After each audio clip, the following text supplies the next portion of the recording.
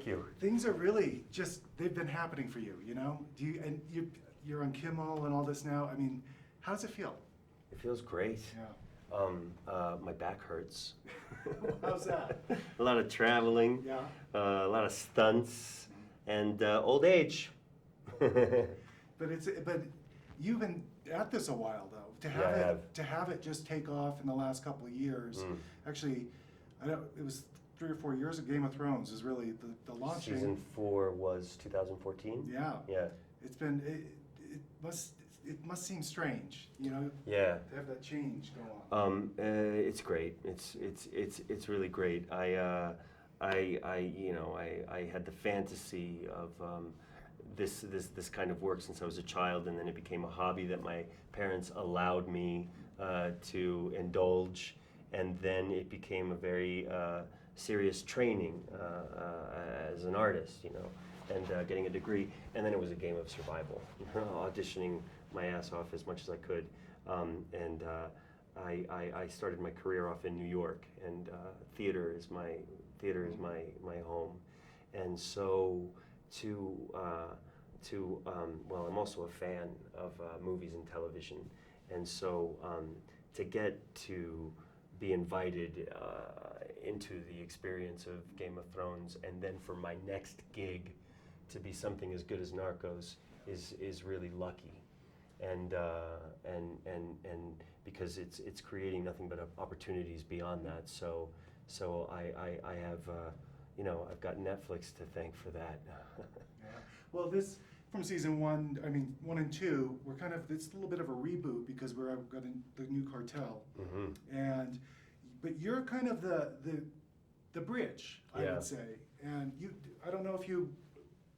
The Narcos veteran. Yeah, but I don't know how all that happened for you because, you know, there was probably back and forth, I'm assuming, of what's going to happen with your character. Yeah. You know. Yeah.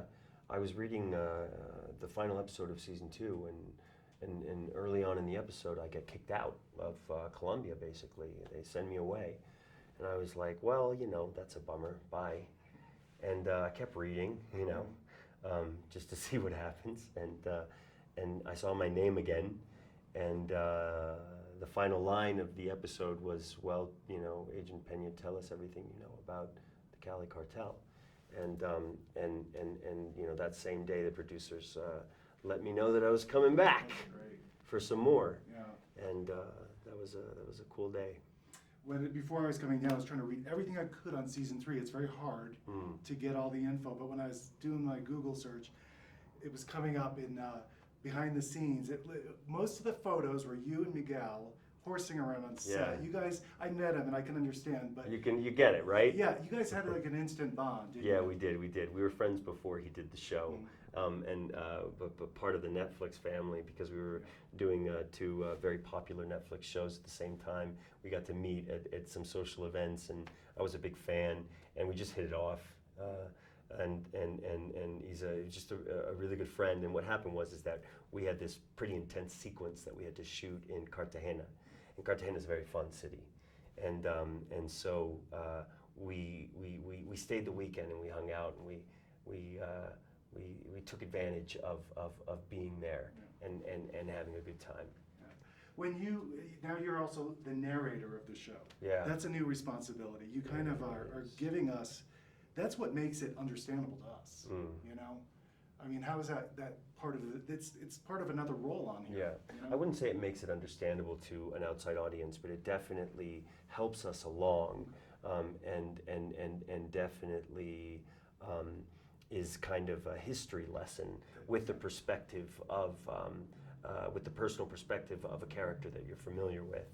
And I thought it was an interesting challenge because Pena is a grump, you know, and he's also somebody who's pretty private and much more comfortable doing things in the shadows. And so I had conversations with my boss, Eric Newman, how we were what kind of language will it be? What you know, Pena doesn't talk much. And so it was a lot of work in the sessions in terms of getting the right tone so that it could still remain as accessible as it was when Steve Murphy, Boyd Holbrook was telling the story. It was very intimidating. Boy's got a really sexy voice, and so it was a tough challenge to meet. What do you call it? Oh gosh, I've lost my way. It's all right. That's okay. No, finally, are you a fan of Game of Thrones? Are you watching it now that you? Are you? I just started. You know what? I wasn't. Okay, that's fine. But go ahead. As long as you don't spoil the last episode for me, because I haven't seen it yet. I was traveling here, and my condition is that anyone spoils the last episode to me in any of these interviews, I walk away forever. Well, I was just going to ask you, what do you think about all the buzz that's going on? There's just all these, the things that you do know. Okay. The hookup between John and Danny. I mean, those were all over the place. Yeah, well, they're brother and sister. That's not, what's that? They're brother and sister. That's my suspicion. I mean, come on, they're brother and sister. I guess the incest thing is going to keep going on the show if they end up hooking up. But yeah, I think it's dope. Everything's coming together, you know?